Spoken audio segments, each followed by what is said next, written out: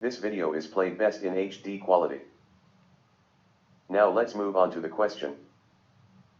You can now pause and try to answer this question on your own.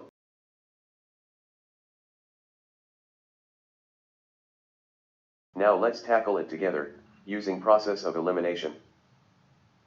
Let's start with answer choice, A. This answer choice cannot be an assumption on which the argument depends. Remember that an assumption is a statement that is 100% necessary for an argument to work. If you negate the assumption, then the argument falls apart.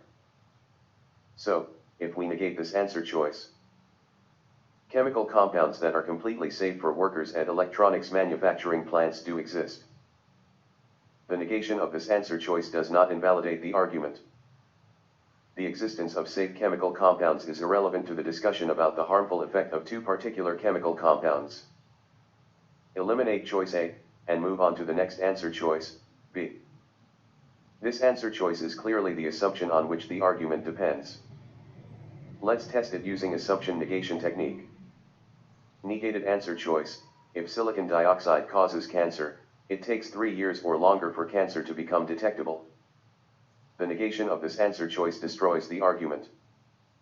If it does take longer than 3 years for cancer to be detectable, then it indicates that the reasoning no longer establishes that there was nothing wrong with silicon dioxide.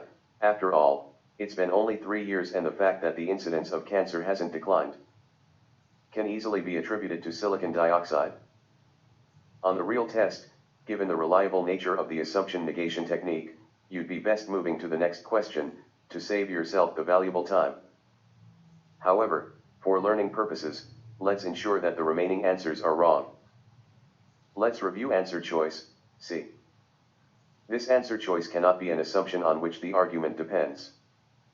Let's test it using assumption negation technique.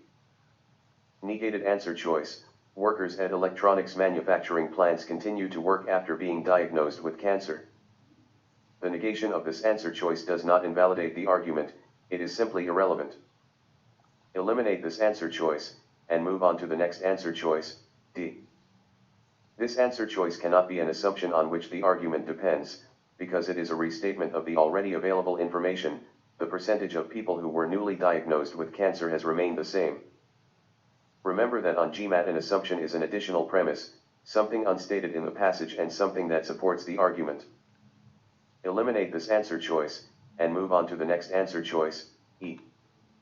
This answer choice cannot be an assumption on which the argument depends. Let's test it using assumption negation technique.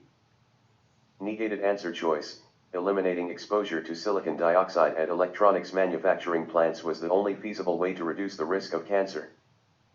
The negation of this answer choice does not invalidate the argument, because the conclusion, therefore, either silicon dioxide was wrongly blamed or else the new chemical compound also causes cancer, does not dispute the feasibility of the action taken to address the blame.